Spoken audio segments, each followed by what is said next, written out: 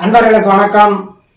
புலிப்பாணி சித்தருடைய அந்த புலிப்பாணி ஜோதிடம் 300ங்கிறதுல இது 240வது பதிவு, பாடல் எண் 239. இப்ப இந்த பாடல்ல அந்த குருமகா தசையில சந்திர புத்தி அது எவ்வளவு காலம் என்ன மாதிரியான பலனை ஜாதகருக்கு வழங்கும்ங்கிறத சொல்லி இருக்கிறார். முதல்ல நாம் அந்த பாடலை பார்த்துருவோம். காணவே வியாழ திசை சந்திர புத்தி, கணமுள்ள மாதம் அது 16 ஆகும். தோணவே அதன் பலனை சொல்ல கேளு, சுகமுள்ள கல்யாண போசனங்கள். பேனவே சிவியை முத்து குடையும் உண்டாம், பெரிதான ராசாவால் பெருகும் செல்வம். பூனவே தாய் தந்தை மனைவி புத்திரன், புகழுடனே வாழ்ந்திருப்பர் பூலோகத்தில் அப்படின்னு முடிச்சிருக்கிறார். இப்ப காணவே வியாழ திசை சந்திர புத்தி, கணமுள்ள மாதம் அது 16 ஆகுங்கிறார். 16 மாசம், அதாவது ஒரு வருஷம் 4 மாசம். அது கனவுள்ள மாதம் அது அப்படின்னு சொன்னா நல்ல சிறப்பான பலன்களை தரக்கூடிய காலம் அப்படிங்கிறத மறைமுகமா சுட்டி காட்டுறார். தோணவே அதன் பலனை சொல்ல கேளு அப்படின்னு சொல்லிட்டு சுகமுள்ள கல்யாண போசனங்கள் அப்படிங்கிறார். ஆக குருதசையில அந்த சந்திரபுத்தி நடக்கிற காலத்துல அந்த குடும்பத்துல, அந்த ஜாதகருடைய குடும்பத்துல கல்யாண வயதை எட்டி இருக்கிறவர்களுக்கு கல்யாணம் ஆகும். அந்த ஜாதகனுக்கோ அல்லது அந்த ஜாதகனுடைய உடன் பிறந்தவர்களுக்கோ அல்லது வயோதிகமுடைய ஜாதகர்களா இருந்தா அவர்களுடைய மகன் மகள்களுக்கோ அந்த திருமண காலங்கள் கூடி வரக்கூடிய காலம் குருதசையில சந்திரபுத்தி அப்படின்னு சூட்சமமா சுட்டி காட்டுறார்.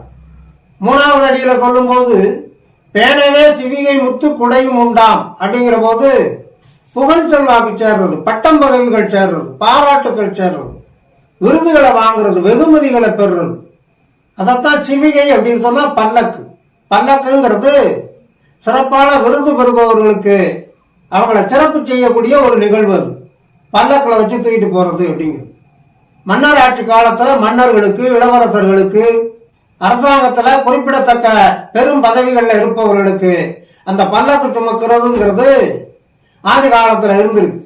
அந்த மாதிரி இந்த ஜாதகனுக்கு குருதசையில சந்திரபுத்தி நடக்கிற காலத்துல புகழ் செல்வாக்கு சேரும், அரசாங்க வெகுமதிகளை பெறுவான், அரசாங்கத்துல பட்டம் பதவிகளை பெறுவான், பாராட்டுக்களை பெறுவான் அப்படின்னு அர்த்தம்.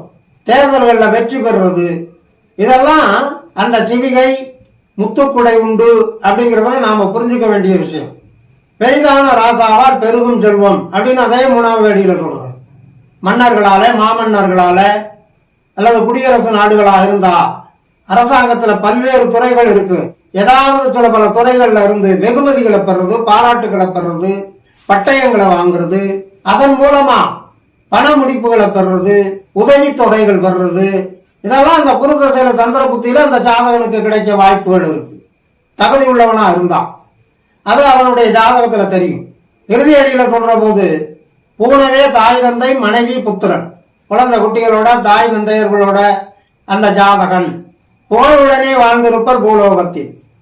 புகழ் செல்வாக்கோட இந்த குருதசையில சந்திரபுத்தி நடக்கக்கூடிய அந்த ஜாதகத்துக்கு உரியவன் அந்த ஜாதகனுக்கு மட்டுமல்ல, அந்த ஜாதகனை சார்ந்து இருக்கக்கூடிய அவர்களுடைய குடும்ப உறுப்பினர்களுக்கும் கூட அந்த சிறப்புகள் எல்லாம் கிடைக்கும் அப்படிங்கிறது இங்க நாம புரிஞ்சுக்க வேண்டிய சூட்சமமான உண்மைகள். ஆக எந்த ஒரு ஜாதகனுக்கு குருதசையில சந்திரபுத்தி நடக்குதோ அந்த ஜாதகனுக்கு அவருடைய ஜாதகத்தில சிறப்பு பெறக்கூடிய வலுவான கிரக அமைப்புகள் இருந்தால் அந்த சிறப்புகளை எல்லாம் அடையக்கூடிய காலமாக இந்த குருதசை சந்திரபுத்தி விளங்கும் அப்படிங்கிறத இங்க புலிப்பாணி சித்தர் சுட்டிக்காட்டி இருக்கிறார் என்று சொல்லி இனி அடுத்த பாடலுக்கு உண்டான தெளிவான விளக்கம் காண தயாராகவும். தொடர்ந்து வாருங்கள், ஆதரவு தாருங்கள் என்று கேட்டு இந்த அளவோடு நிறைவு செய்கிறேன். நன்றி, வணக்கம்.